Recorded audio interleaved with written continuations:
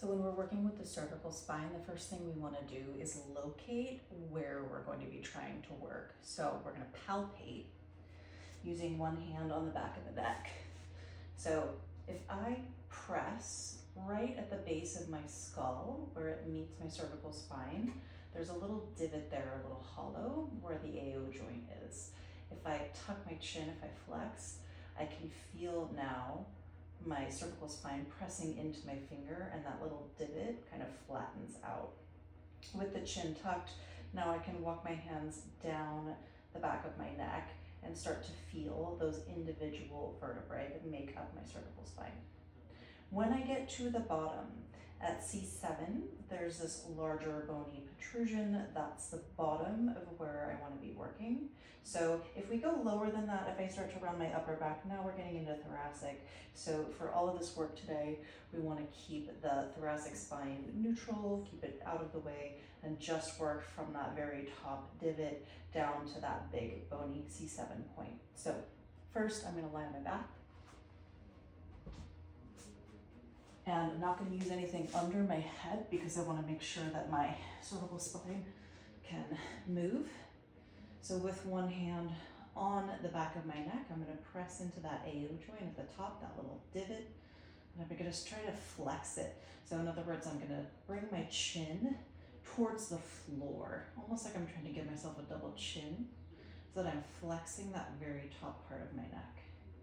And then I'm going to try to find with my fingers, and it may be hard to feel, but you're trying to find the next little gap between two vertebrae, and then try to flatten that gap by flexing your neck. I can feel here my ribs are wanting to lift up because my thoracic spine is trying to join the party. I'm going to press my ribs down as I do this. And then keep walking your fingers down the back of your neck, trying to flex your neck as much as possible without lifting the head for now, all the way down to that larger gap between C6 and C7. So I'm segmenting one vertebra at a time into flexion, all the way down to the lowest part of my neck. And then I'm going to start at the bottom and reverse my way up. So now I'm thinking about narrowing the gap between those bones.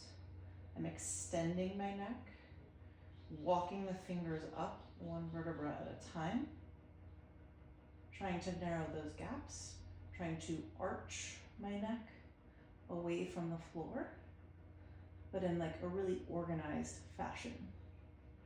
And then I'll find my way all the way up to the top again, where that AO joint is now hollow once more, and then start again, press the hollow into my finger, pull my chin towards the floor, walk my hands down, try to take each space between the bones and flatten it into my fingers. When I get to the bottom, I can't go any further, and I'm going to take that space between C6 and C7 and try to close the gap, bringing these bones together, working my way back up my spine. Finding that arch in my neck where it's going to lift up away from the floor, all the way back up to the top. So that's variation one. It's a good place to start because we've got the floor to kind of block us and to give us feedback for our thoracic spine. Once you've got the hang of that, you can progress to seated. Again, using your hand for that feedback, trying to segment just like we would do in that segmental cow and cat, one vertebra at a time. Again, I'm not dumping my head forward. I'm not rounding my thoracic spine. I'm trying to really isolate this cervical stuff and then closing the gap, bringing the bones together to move my neck back into extension. Now, if that is all feeling pretty good, you can progress by coming into like a semi-reclining position. I like to use a couple of blocks and just set up so that you can lean back at about 45 degrees or so.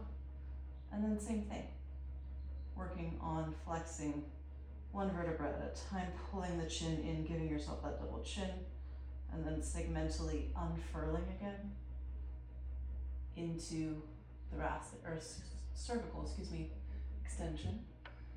And then eventually progressing that to a supine variation where I'm lying on a bench with my head hanging off the bench and then using my neck flexors to do that work there. So a couple different things that you can